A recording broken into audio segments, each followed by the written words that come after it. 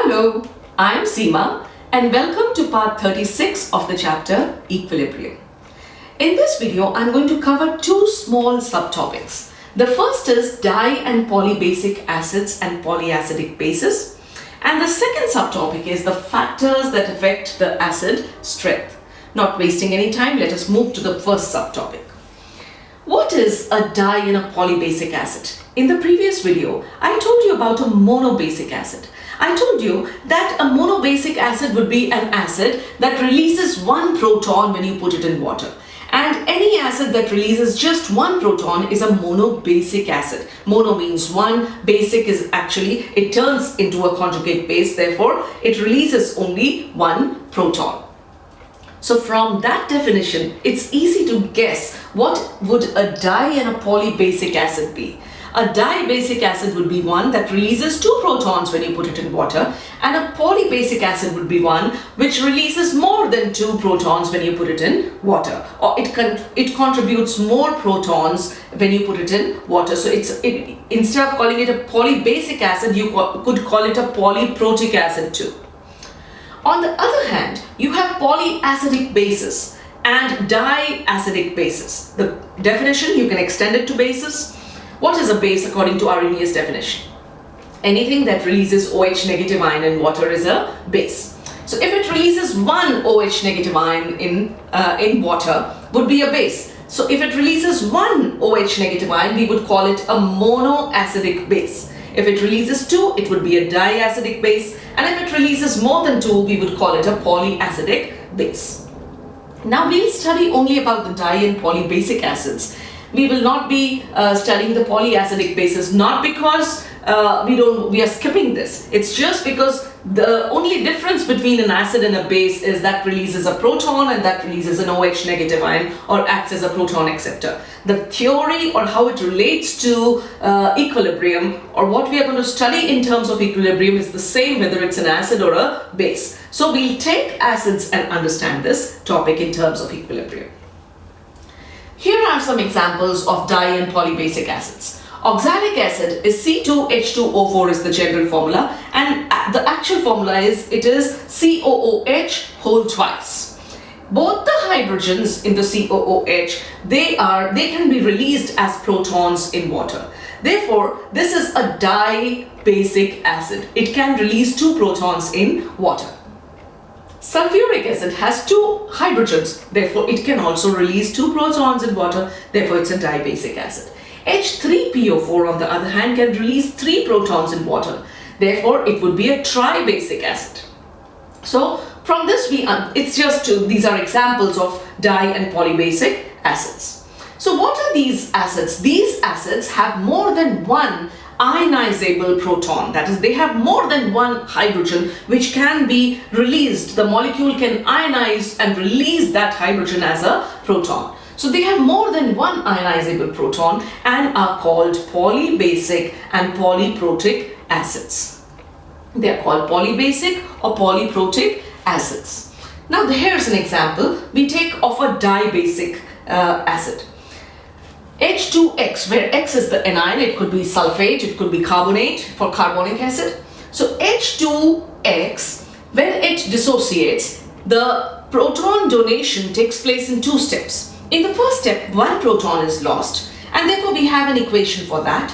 And in the next step, from the remaining species, that is from the conjugate base, another proton is lost. So we know substances which are acids and bases, it is just a comparative strength. So, and we have studied that water molecules, two water molecules, molecule can act as an acid and the other can act as a base. And both of them can react in such a way where we get the ionic product of water, if you remember. So now in the second step, although this is the conjugate base in the first reaction, this is going to act as the acid and it is going to release the proton. So just from this, can you guess which one would be a stronger acid? Would H2X be a stronger acid, or would its conjugate base be a stronger acid? Obviously, in the first step, you have H2X would be a stronger acid, because whatever you may say, this is the conjugate base. It is more basic in comparison to H2X because it has one proton less than it.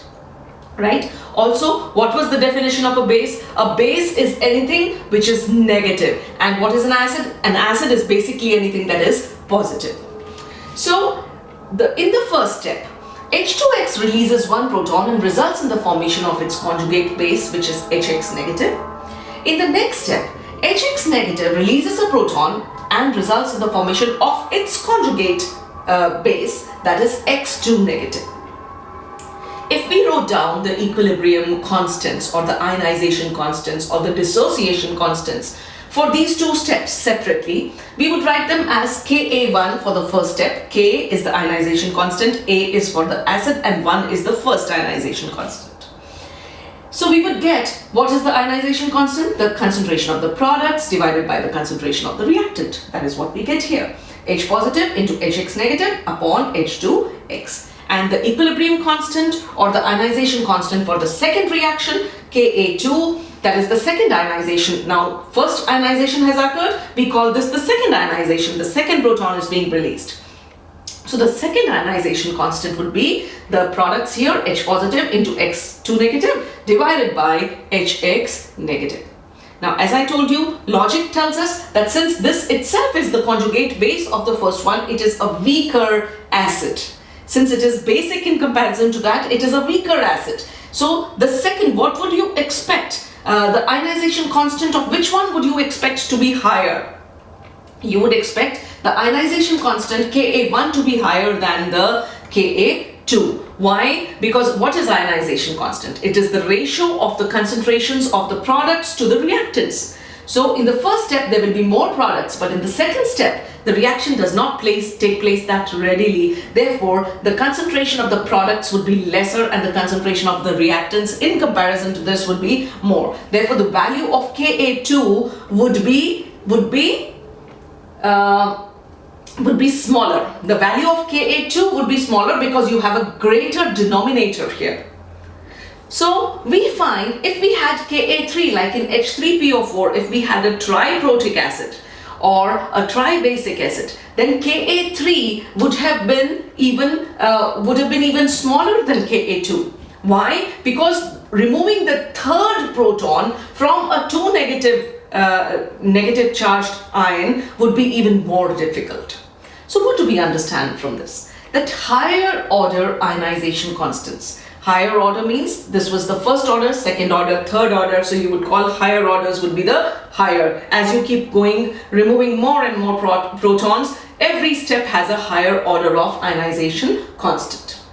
That is a higher order means in order it is a higher number. So higher order ionization constants are lesser than the lower order ionization constants. If you had Ka3, its value would be less than Ka2, it would be less than Ka1, and the reason is understandable because in the first step, there was a neutral molecule which was releasing a proton, but in the next step, you have a negative, you are removing a positively charged proton from a negatively charged species. And electrostatic forces of attraction are the strongest forces of attraction. It's holding on, it's not easy to remove positive charge from something that itself is deficient in positive charge and is negatively charged. So the second ionization constant obviously would have a much higher value of the denominator, that is the reactant, and therefore its value would be the Ka2 would always be less than Ka1. As it is more difficult to remove a positive proton from a negative ion. I hope this is clear. A polyprotic acid solution, it contains a mixture. If you have a polyprotic acid solution, if you have like, let us say, I explained this in different steps, while actually in the reaction mixture, you have water and the acid. So what all species would you find in water? You would find H2X, of course you would find H positive, you would find Hx negative, and you would find X2 negative. You will find all of these species present in water. So we say a polyprotic acid solution contains a mixture of acids, that is H2A, Ha negative, A2 negative, all of these species are present. But since H2A is a strong acid, therefore, if you really look at this, out of these, which is the strongest acid? Obviously, H2X is the strongest acid because removing the first proton was the easiest. And how do we call an acid to be strong? How easily it loses the proton. The more easily it loses the proton, the more acidic it is, or the stronger the acid is. So which one would be the strongest acid among all these consecutive ones? The first one, right? So we say H2A is a strong acid. Therefore, if you consider all these steps of reactions, the primary reaction for this particular equilibrium state or equilibrium mixture would be the first reaction. The others would become the secondary reactions. The rest of them, in other words, the major contributor of H positive ions to the solution is the first reaction, that is the first proton that is released. That is the one that is the major contributor. The remaining protons that are released are not released so happily, and therefore they are not the major contributors. So they are not mainly responsible for the acidic strength of the acid. Of course they do contribute, but they are not the main factor, right? So we say, but since H2A is a strong acid, therefore it is the primary reaction giving the hydronium ion or the H positive ion.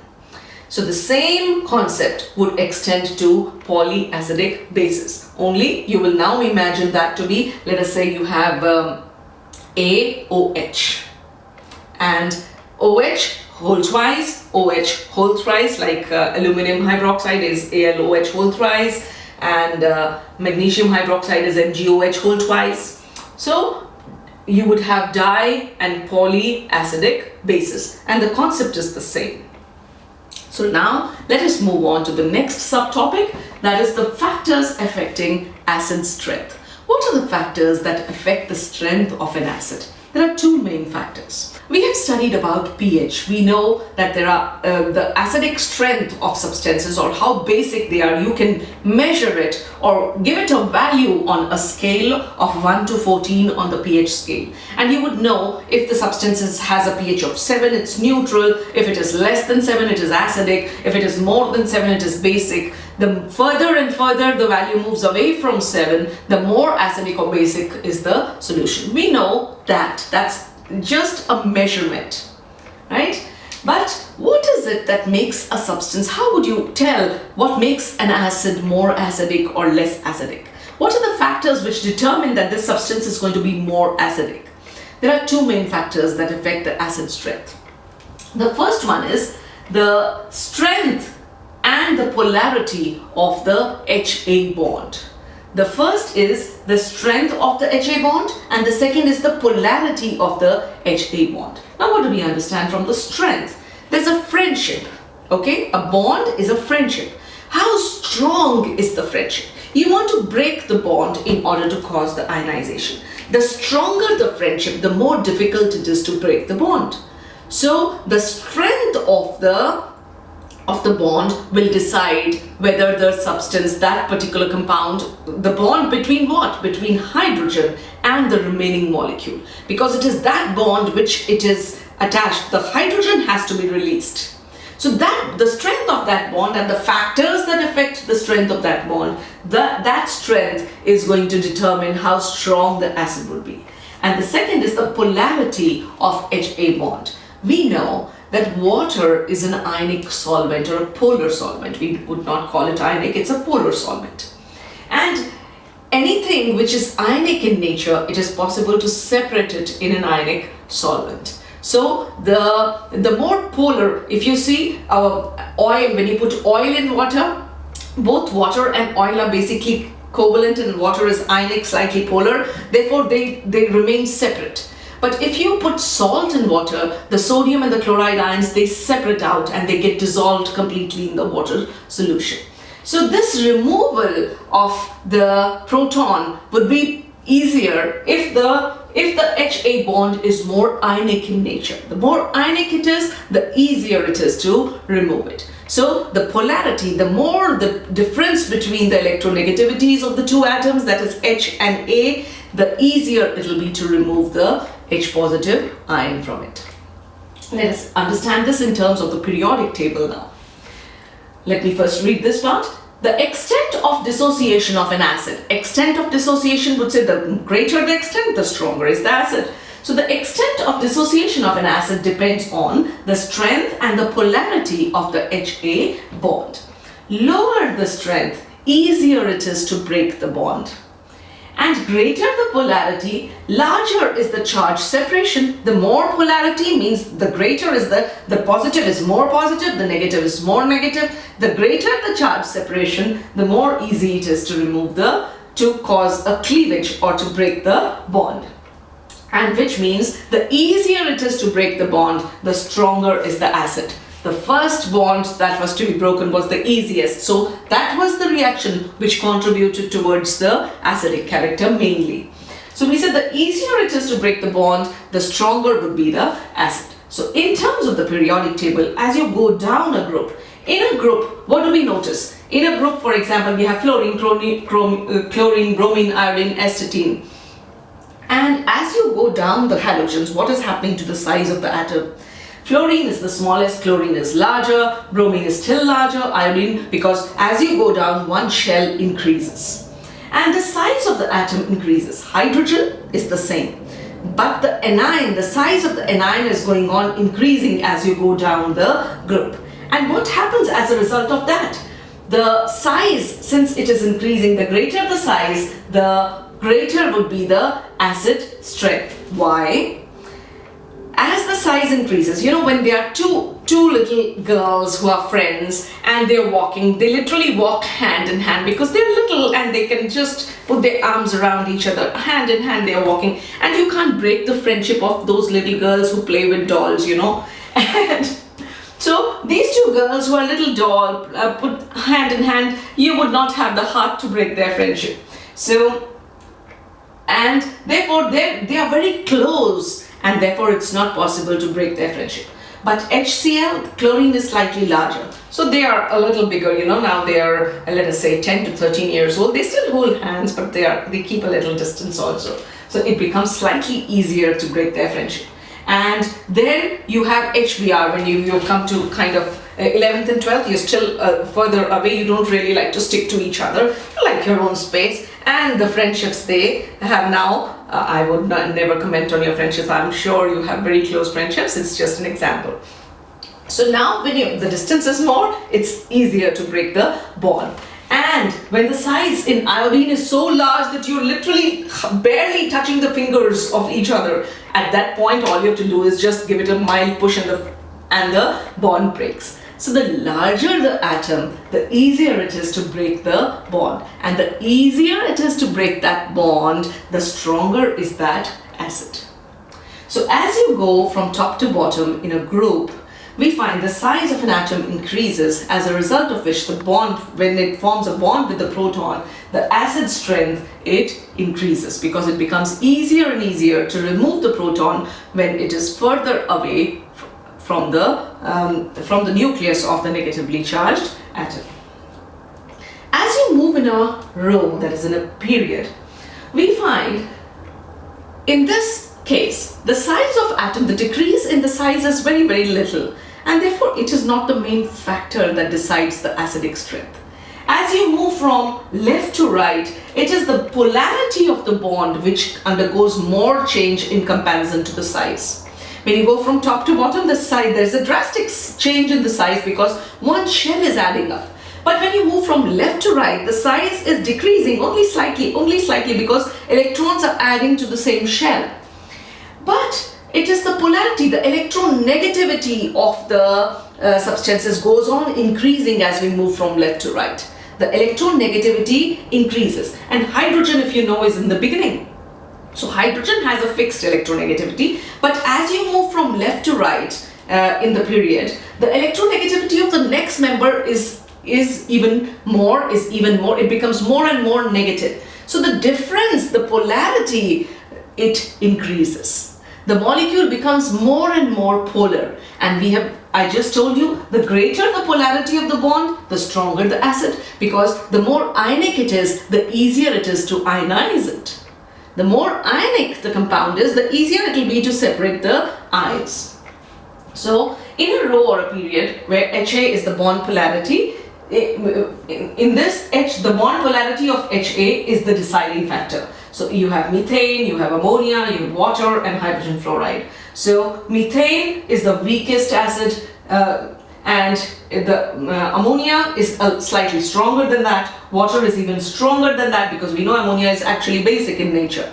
So, but we are comparing acidic strengths. So as you move from left to right, the acid strength increases. Why does it increase? Because the electronegativity of the negative ion increases, and therefore the electronegativity difference with the hydrogen atom increases, or polarity of the molecule increases, and greater the polarity, the more acidic would the molecule be.